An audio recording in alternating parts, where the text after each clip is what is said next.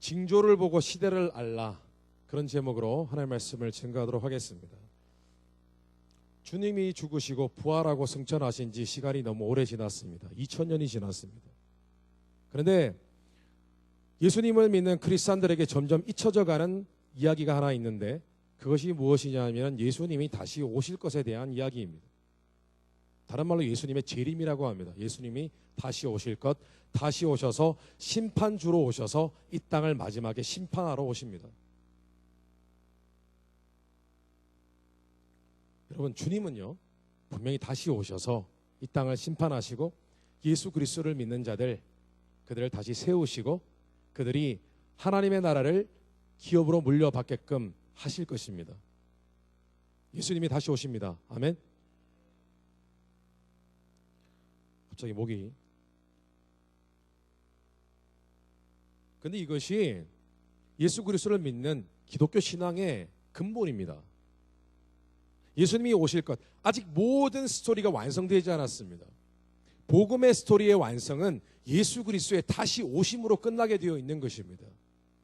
그래서 우리는 아직 완성된 것을 보지 않았어요. 물론 예수 그리스도의 십자가의 보혈로 구원의 완성은 보았으나 이 시대의 완성, 하나님 마지막에 이루실 일들에 대해서는 우리는 아직 그것을 기다리고 있는 것입니다.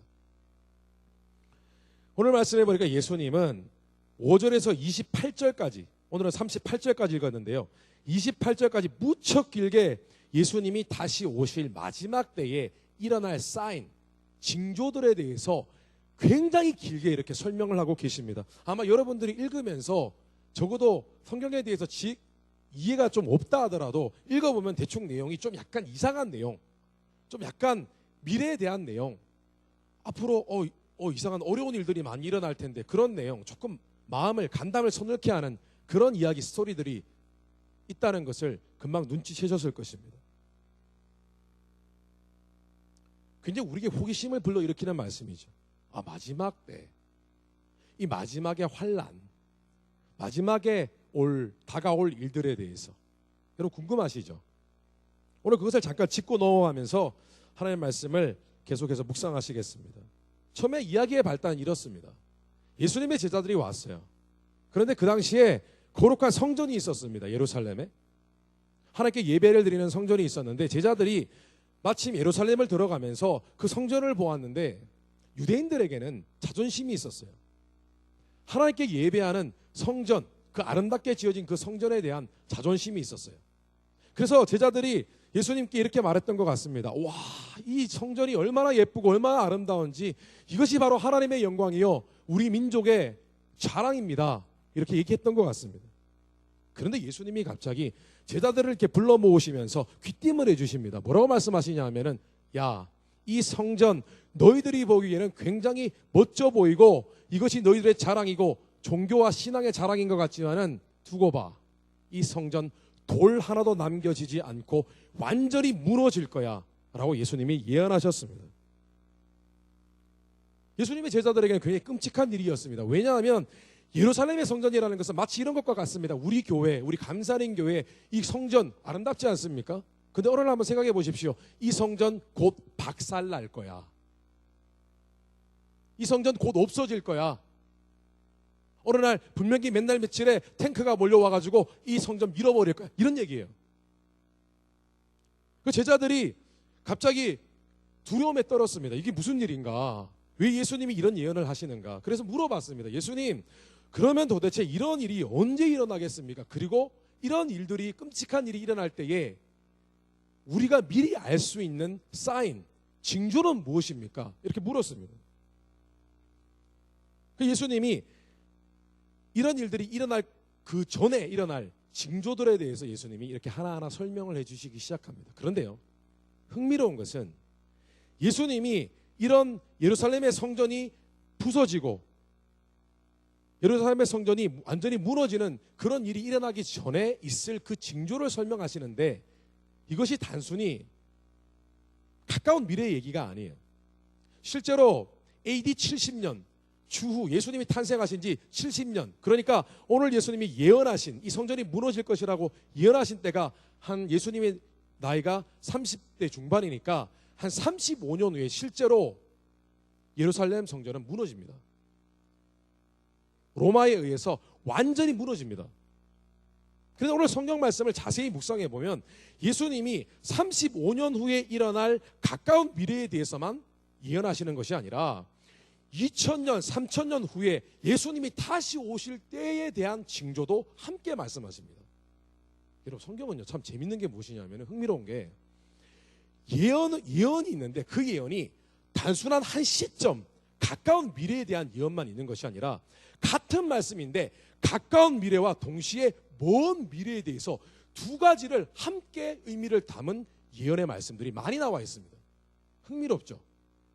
그러니까 예수님이 예언을 하면 50년 후에 일어날 일뿐만 아니라 2000년 후에 그런 일을 함께 예언을 하고 있다고요. 예를 들면은 성경에는요, 구약 성경에 보면은 이스라엘이라는 나라, 유대인의 나라 이스라엘이 다시 회복되고 다시 그 나라가 재건될 것이다 라는 예언이 있습니다. 근데 많은 성경학자들이 이스라엘이 어떻게 회복돼? 2000 몇백 년 전에 다 무너지고 유대인들은 다 뿔뿔이 흩어졌어요. 망했어요. 나라 자체가 없어졌어요. 그래서 많은 성경학자들이 이 예언은 곧 교회, 지금 새롭게 탄생된 크리스찬들, 이 크리스찬들의 교회를 상징하는 것이다. 교회의 회복이다. 하나님을 믿는 새로운 백성들의 회복이다. 이렇게 해석을 했습니다. 그런데 놀라운 일이 일어났습니다. 지금부터 60여 년 전에 1948년에 세계가 깜짝 놀랄 만한 그런 일들이 일어났습니다.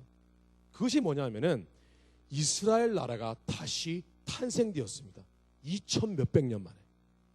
여러분, 역사적으로 어떤 문명과 어떤 나라도 그 존재가 없어지고 나라 자체가 없어진 이후에 수천 년 후에 다시 그 나라가 재건되는 일은 여러분 역사상 존재하지 않습니다. 존재하지 않아요. 그런 나라가 존재하지 않습니다. 그 유명한 로마 제국도 여러분 없습니다. 존재하지 않잖아요. 그런데 2000 몇백 년 후에 이스라엘이라는 나라가 다시 탄생이 되었어요.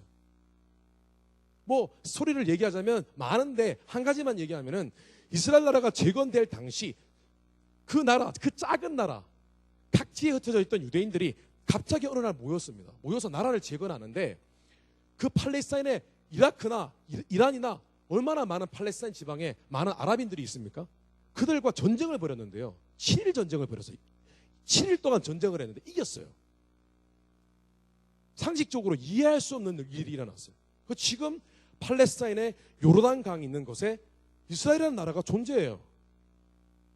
그 성경은 이스라엘이라는 나라의 회복이 단순히 교회의 회복, 예수 그리스도를 믿는 사람들의 회복이 아니라 실제 진짜 이스라엘 나라가 다시 탄생이 되는 그 예언을 하고 있었던 것입니다. 여러분, 이것이요 성경 말씀이 살아있다는 증거예요. 이것이 성경이요 진리라는 증거예요. 믿으십니까?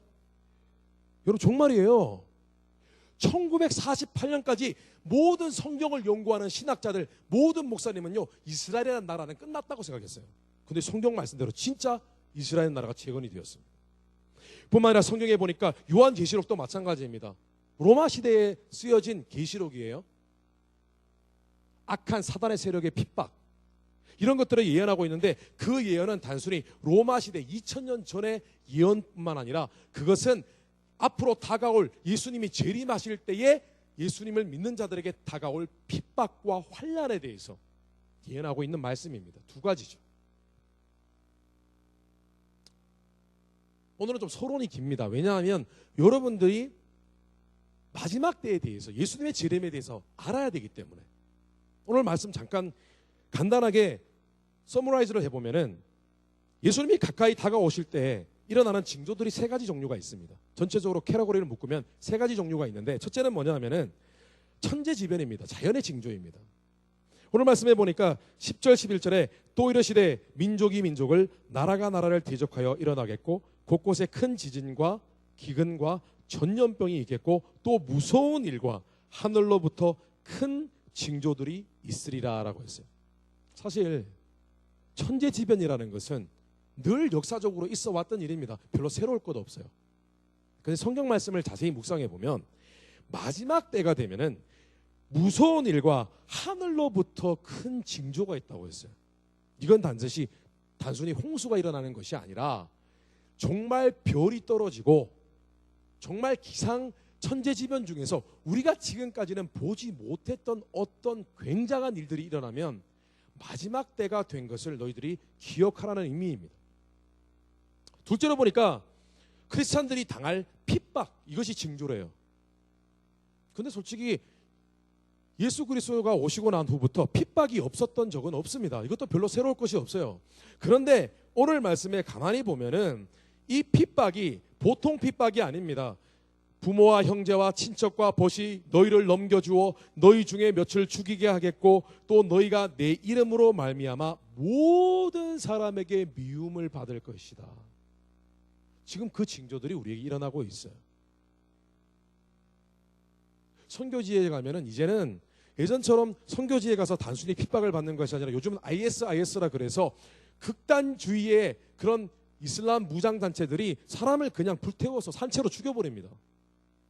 그런데 오늘날 이미 기독교가 들어온 이 나라들, 미국과 한국 이 시대를 바라보면은 어떤 상황이 펼쳐지고 있냐면 이제는 사람들이 기독교를 좋아하지 않아요.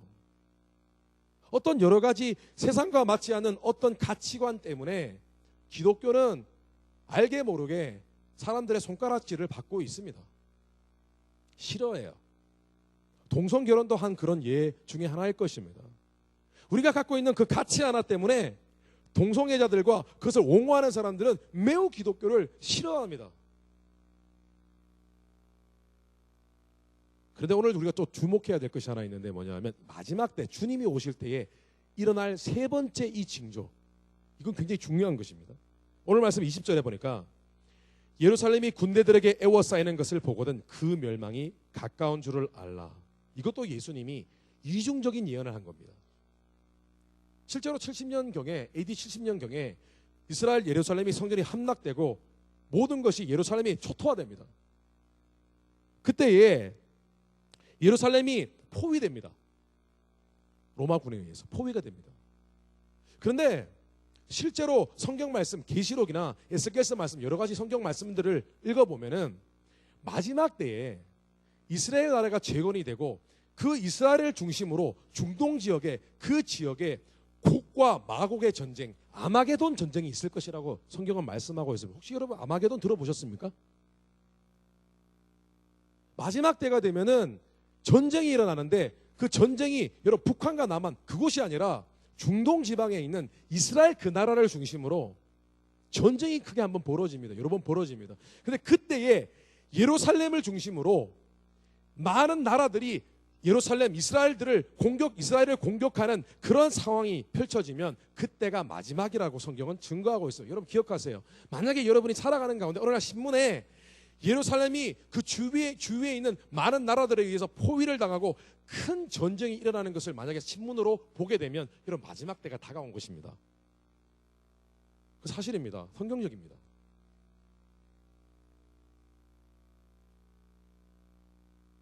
현재 우리는 이런 징조들을 보고 살고 있습니다, 여러분. 여러분 눈앞에 보이는 것만을 보지 말고 여러분 성경이 말씀하는 것을 볼 수 있는 눈이 있으시기를 주님의 이름으로 축원합니다. 그런데 앞으로 이런 징조들을 우리가 더 생생하게 보게 될 것입니다. 두고 보십시오. 그 징조들이 가면 갈수록 더 자세히 보이게 될 것입니다. 그런데 예수님을 제대로 믿지 않는 자들은 그런 눈이 점점 닫혀질 것입니다. 어쩌면 우리는 예수님이 진짜 오시는 것을 보게 될 수도 있습니다. 그렇다면 믿는 자들이 이러한 징조들을 눈여겨보면서 깨닫고 붙들어야 할 사실은 무엇일까요? 이 징조들을 바라보면서 첫째는 예수 믿는 자들이 이런 징조들을 조금씩 눈여겨보면서 이 시대가 정말 무서운 시대구나, 속이고 미혹하는 그런 시대구나, 그러므로 우리가 우리의 믿음의 마음, 하나님을 향한 사랑의 마음을 끝까지 목숨 걸고 지켜야 하겠다라는 것을 우리가 붙들어야만 합니다. 오늘 말씀의 전체 핵심은 앞에 예수님이 말씀하신 마지막 때의 징조뿐만 아니라 29절에서 38절까지 말씀입니다. 후반부 말씀입니다. 그 말씀해 보니까 예수님이 무화과나무의 비유를 하십니다. 무슨 얘기냐면은 팔레스타인 지방에는요, 겨울도 있고 봄도 있고 가을도 있고 다 있습니다. 사계절이 있습니다. 그런데 팔레스타인 지방에 제일 계절 가운데 아무런 어떤 예고 없이 갑자기 찾아오는 계절이 있는데 그 계절이 뭐냐면 여름입니다. 갑자기 더워져요. 이번에도 우리 캘리포니아에 한 몇 주 동안 굉장히 더웠잖아요. 갑자기 찾아와요. 그 팔레스타인 지방에 겨울이었다가 봄이 됩니다. 근데 봄이었어요. 근데 갑자기 어느 날 더워져요. 서서히 기온이 올라가는 것이 아니라 갑자기 더워진다고요, 어느 날. 그런데 여름이 오는 것을 정확하게 알 수 있는 방법이 있습니다. 그게 뭐냐면은 무화과 나무를 보면 무화과 나무에 파릇파릇한 연한 새 잎이 돋아나기 시작하면 아, 여름 왔구나 라고 짐작하면 됩니다.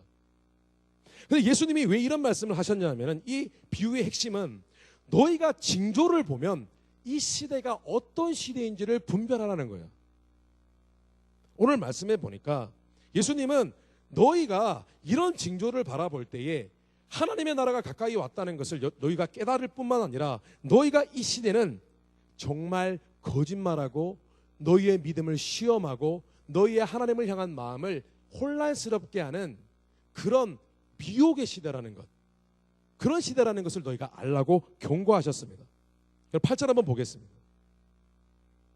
8절에 보니까 이런 말씀이 있습니다. 이르시되 미혹을 받지 않도록 주의하라. 많은 사람이 내 이름으로 와서 이르되 내가 그라하며 때가 가까이 왔다 하겠으나 그들을 따르지 말라. 실제로 20세기, 21세기로 바뀌는 그 시점에서 많은 이단적인 종교들이 등장했습니다.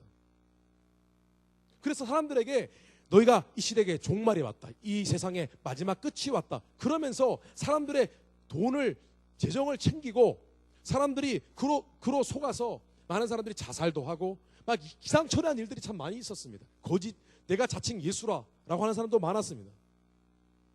그런데 이 시대에 사단이 미혹하는 것은 이제는 그런 미혹이 아니라 도리어 우리는 마치 양치는 늑대가 왔다고 거짓말하던 양치는 소년의 이야기처럼 이 시대는요, 이제 더 이상 너무나 많이 사람들이 속여왔기 때문에 도리어 예수님 다시 오십니다 라고 얘기하면은 속지 않는 시대가 왔어요. 속지 않는 것뿐만 아니라 그걸 안 믿어요. 예수님 다시 오세요, 여러분. 여러분, 예수님 재림하십니다. 기다려주셔야 됩니다. 안 믿어요. 관심 없어요. 그런 시대가 왔습니다. 그런데 문제는 뭐냐면 예수님의 재림과 종말에 대해서, 마지막 때에 대해서 흥미를 잃어버리면 어떤 일이 벌어지냐면은 사람들은요, 긴장하지 않아요. 여러분, 신앙생활은요, 긴장하는 것입니다.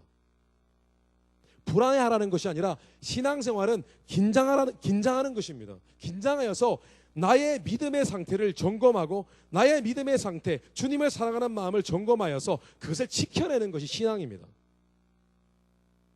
그런데 긴장이 풀어지면 자연히 신앙생활에 집중하던 나의 모습이 세상의 것들에 집중하는 그런 마음으로 점점 바뀌어집니다. 오늘 말씀 34절에 보니까 예수님은 이렇게 경고하셨습니다. 너희는 스스로 조심하라.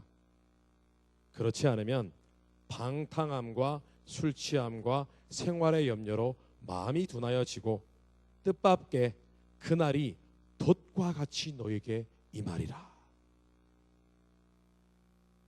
사단은요, 사람들에게 세상적인 재미를 추구하지 않으면 뭔가 손해보는 것처럼 생각하도록 이 땅의 사람들을 속여왔어요.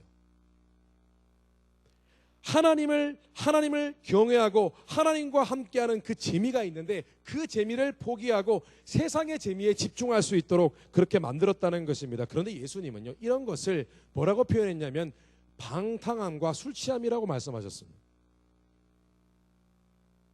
여러분, 불과 제가 기억하는 1980년대, 90년대까지만 해도 곳곳에 찬양 집회, 말씀 집회가 있고 하나님께 예배하는 집회가 있으면요, 사람들이요, 구름대처럼 몰렸습니다. 구름대처럼 몰렸어요. 저는 아직도 기억합니다. 제가 있던 제 고향 대구에 삼덕교회라는 곳이 있었습니다. 매주 정기적으로 찬양 집회가 있었습니다. 저는 그때 하나님을 만나지 못했습니다. 그런데 제가 몇 번 친구 따라갔는데 제가 아직도 잊지 못하는 것은 무엇이냐면은 한국교회는 왜 그런지 모르겠어요. 카펫 좀 깔면 되는데 세면바닥이에요. 바닥이. 한국교회 다녀본 분은 아실 거예요. 세면바닥이에요. 차가워요. 겨울에 되게 차요. 그런데 사람이 너무 많이 와서 회중석에 앉을 자리가 없는 거예요. 그래서 마치 노숙자들 신문 깔면 따뜻하거든요. 신문을 깔고 자리에 앉아서 무릎 꿇고 예배드렸어요. 기도했어요. 무릎 꿇고. 저는 아직도 기억합니다. 한 굉장히 예쁜 그런 소녀가 있었어요. 예. 소녀가 있었어요. 예뻤어요. 소녀가 있었어요. 그런데 소녀가 미안합니다. 소녀라 표현하니까 좀 이상하네요. 어색하네요. 나이가 40 넘었는데. 자매라 그럴게요. 중고등학생인 것 같아요. 자매인데 신문지를 깔고 그 위에 무릎을 꿇었어요. 두 손을 모았어요. 울어요. 찬양하는데 울어요. 그런데 여러분, 이제는 청소년이든 청년이든 장년이든 찬양 집회, 말씀 집회 한다고 하면은 교인의 절반도 오지 않아요. 여러분, 우리가 말씀 집회하고 찬양 집회하면 여러분 오고 싶은 마음이 있으세요? 자, 여러분에게 한번 시험 한번 해볼까요? 정말 1000만 관객을 동원한 영화가 있어요. 찬양 말씀 집회가 있습니다. 어디 가겠어요? 갈등되죠. 저는 눈으로 봅니다. 갈등합니다. 이 시대는 진정한 재미가 무엇인지 헷갈리게 하는 미혹의 시대입니다. 꼭 알코올 중독자가 되어야, 마약 중독자가 되어야 방탕한 삶을 사는 것이 아닙니다. 주님의 맛, 주님과 함께하는 재미를 모르거나 잊어버리고 다른 재미를 추구하고 있다면 그것이 방탕한 것이에요. 뿐만 아니라 사단은 믿는 자들까지도 세상에 어떤 필요를 채우지 않으면 불안함을 느끼는 그런 하나님의 필요에 대해서는 그다지 안달나지 않게끔 만들게 이 땅의 사람들을 속여왔어요. 주님은 이런 모습을 생활의 염려라고 표현하셨습니다. 뭔가 세상에서요, 이것을 해내지 않으면 나는 뒤처지는 것 같고 나는 망할 것 같아요. 제가 최근에 오래전에 저와 함께 했던 한 제자를 만났습니다. 눈치를 보니, 오랜만에 만났는데 눈치를 보니까 신앙생활은 계속하고 있는데 생활은 굉장히 녹록하고 안정되었는데 신앙생활은, 신앙의 열정은 많이 잃어버린 듯 했어요. 사실 마음에 실망이 들었습니다. 뜨거웠던 적이 있는데 지금 2, 3년 지나니까 삶은 좋아졌어요. 이루어 놓은 것이 많아졌어요. 공부도 굉장히 잘 했고요. 그런데 눈으로 봤을 때 신앙의 열정은 예전 같지 않아요. 제가 권면을 했습니다. 신앙의 열정을 회복하라고. 마음의 믿음을 회복하라고 얘기를 했습니다. 그런데 이 형제가 뭐라고 고백하느냐 하면은 자신도 그러고 싶다는 거예요. 정말 그러고 싶다는 거예요. 근데 뭐라고 얘기하냐면은 이제는 하나님 재미보다는 좀 여행하고 사람 만나는 게 더 좋대요. 솔직히 얘기하면. 근데 그것뿐만 아니라 이제 하나님께 물질과 시간, 에너지를 드리려면 자꾸 마음에 이러다가 내가 인생에 다른 사람보다 뒤처지는 건 아닌가 걱정이 된다는 거예요. 내가 꼭 이래야 되나? 이렇게까지 해야 되나? 그런 마음이 든다는 것입니다. 그런데 이 제자의 마지막 말이 더욱더 의미심장했습니다. 뭐라고 얘기하냐면은 최근에 본인이 한 달 넘게 유럽 여행을 갔다 왔어요. 어머니와 함께 유럽 여행을 갔다 왔어요. 너무 재밌었대요. 제가 제 로망이 원래 유럽 가는 거였거든요. 한 달 동안 어머니와 여행 갔대요. 그리고 최근에 이제 군복무도 끝내고 드디어 학교를 졸업해가지고 이제 뭐 되게 할 일이 많아졌어요. 삶이 너무너무 여유로워졌어요. 그런데 솔직히 마음에 불안하다는 것이. 다 이루어 놓았는 것 같은데 불안하대요. 제가 여러분에게 한번 묻고 싶습니다. 직장 생활하는 형제 자매 여러분 혹시 이런 똑같은 기분을 느끼고 계신 것은 아니에요?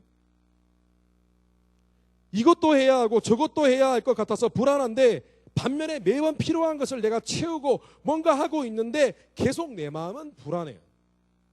뭔가 속고 있는 것 같고 내 마음에 채워지는 것은 없고 만족은 없고. 여러분, 이 시대는요, 마음을 훔치는 시대예요. 여러분, 마음을 훔친다는 말 들어보셨어요? 마음을 빼앗는 시대라고. 여러분, 징조를 바라볼 때 이 세상이 성경 말씀대로 되어지나 되어지지 않나를 여러분 바라보십시오. 그것이 필요합니다. 그런 영적인 눈이 필요해요. 그리고 내가 이 땅을 살아가면서 점점 내 눈을 빼앗는, 내 시야를 빼앗는 것들이 얼마나 많은지, 내가 이럴수록 속으면 안 되겠구나. 내가 이럴수록 주님을 향한 마음과 사랑을 지켜야겠구나. 여러분, 깨닫는 지혜가 있으시기를 주님의 이름으로 축원합니다. 근데 둘째로, 우리가 많은 징조들을 볼 때 또 기억해야 될 것이 있습니다. 바로 우리가 사는 시대, 앞으로 다가올 시대는요, 환난과 핍박의 시대입니다.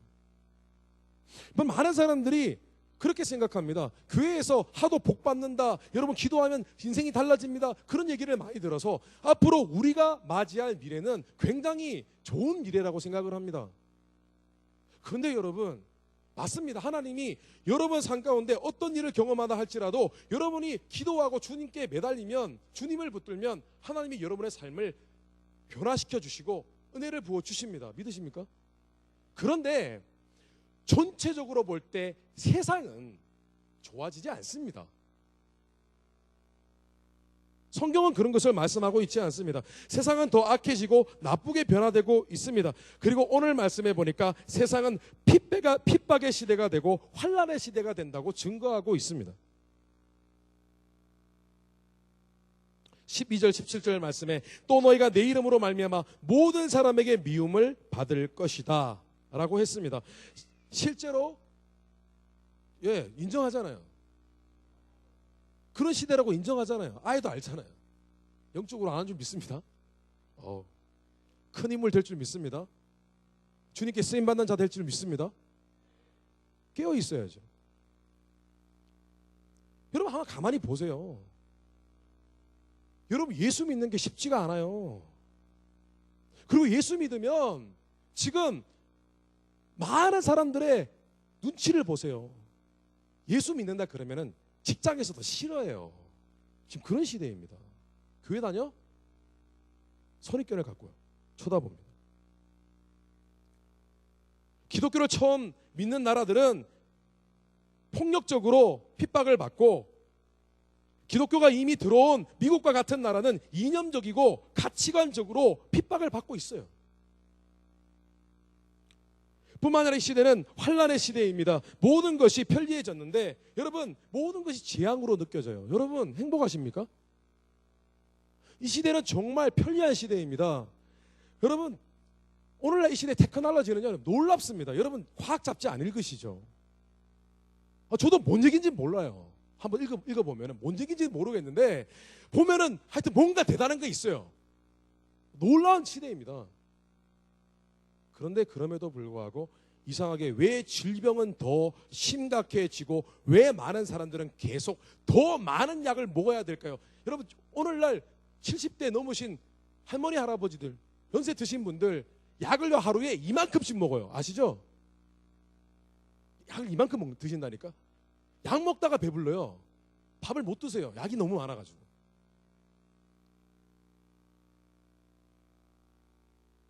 제가 한 가지 얘기 드릴게요.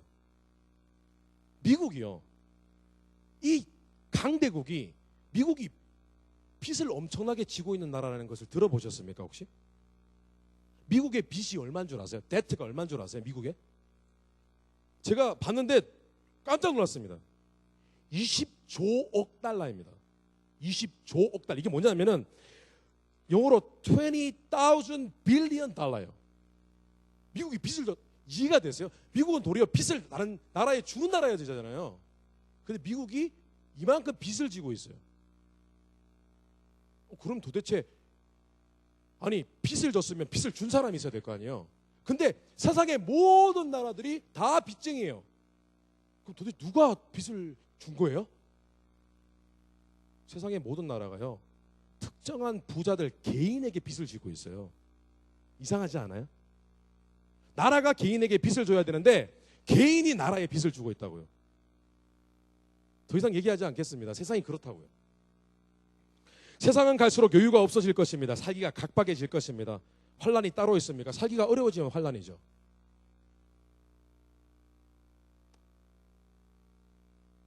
그러므로 믿는 자들은 준비해야 됩니다. 삶이 어려움이 찾아오든 어떤 상황이 찾아오든 산 넘어 산이지만 그것을 이제는 이길 수 있는 지혜와 능력을 하나님으로부터 구하는 그런 삶을 계속 살아가야 한다는 것입니다. 여러분, 어디서 능력을 얻으실래요? 의외로 너무 많은 크리스찬들이 왜 하나님의 말씀을 붙들어야 되고 왜 기도해야 되는지를 몰라요.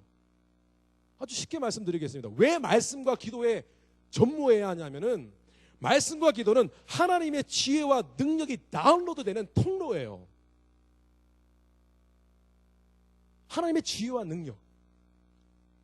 그래야 우리가 말씀으로 설 때에 지혜가 임하고 우리가 기도를 통해 성령의 기름으로 우리 안에 채울 때 삶을 뚫고 나갈 능력이 생긴다는 것입니다. 여러분, 이 세상은요 정말 정신병 걸리기에는 딱 좋은 세상이에요.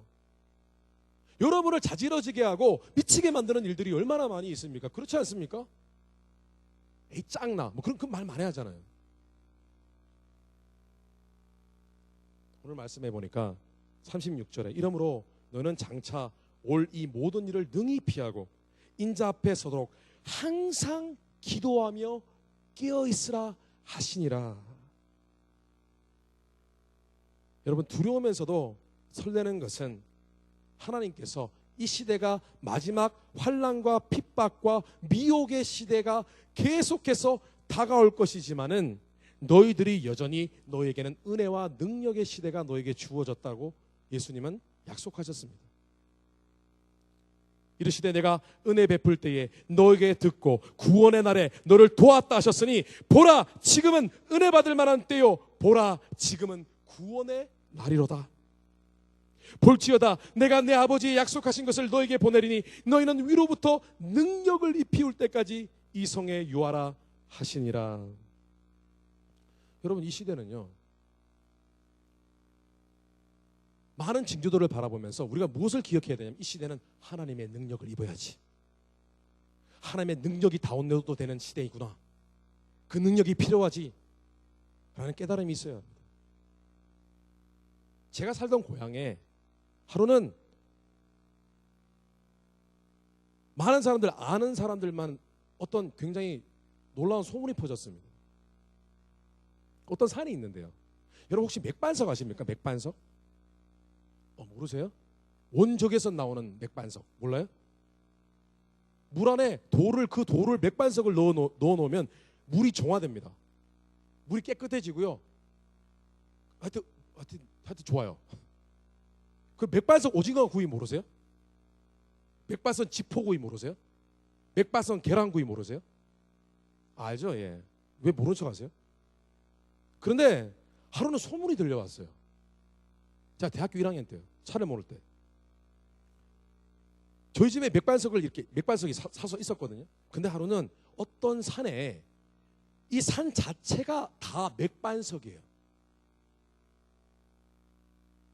차 타고 갔어요. 어머니와 함께 손 붙잡고 질주했어요.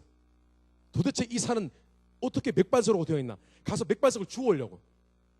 그래서 그 중에 맥반석 아시죠? 삼겹살 구워 먹으려고 맥반석을 구하러 갔어요. 여러분, 돌구하러 가보신 적 있으세요? 돌구하러? 갔어요. 정말 깜짝 놀란 게 시냇물이 흐르는데 시냇물 주변에 있는 모든 돌이 맥반석이에요. 어우, 깜짝 놀랐어요. 이게 뭔가.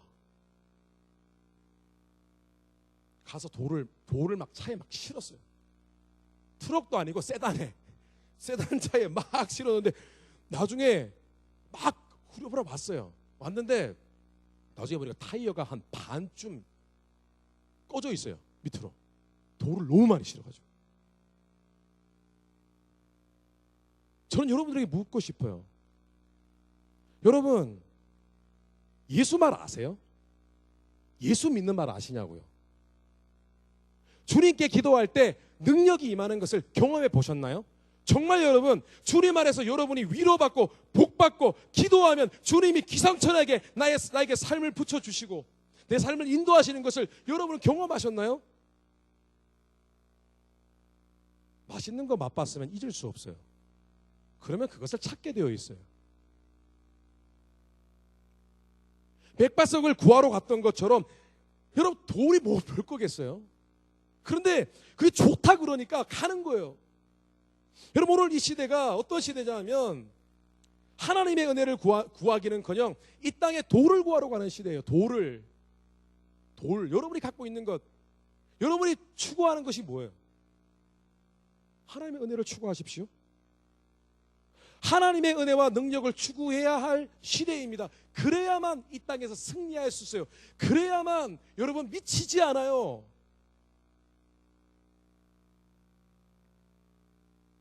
말씀을 정리하겠습니다. 우리들은 갈수록 성경대로 되어져 가는 징조들, 사인들을 계속해서 보게 될 것입니다. 그러면 여러분 잊지 마십시오. 하나님의 나라가 가까이 왔구나라는 그런 깨어있는 신앙이 있어야 해요. 그리고 미혹과 환난과 핍박의 시대가 이미 왔고 오고 있음을 기억하십시오. 그리고 그럴수록 지금은 하나님의 은혜와 능력이 내게 더 필요하고 내게 하나님께 다가갈 그런 간절함과 열정이 더 필요한 때구나 라고 믿으십시오. 그리고 그것을 추구하십시오. 그래서 징조를 아예 무시하거나 지나치게 두려워하는 자들이 아니라 시대를 분별하여서 깨어서 반응하는 그런 이 마지막 때를 살아가는 하나님의 종들이 되시기를 주님 이름으로 축원합니다. 다 기도하겠습니다.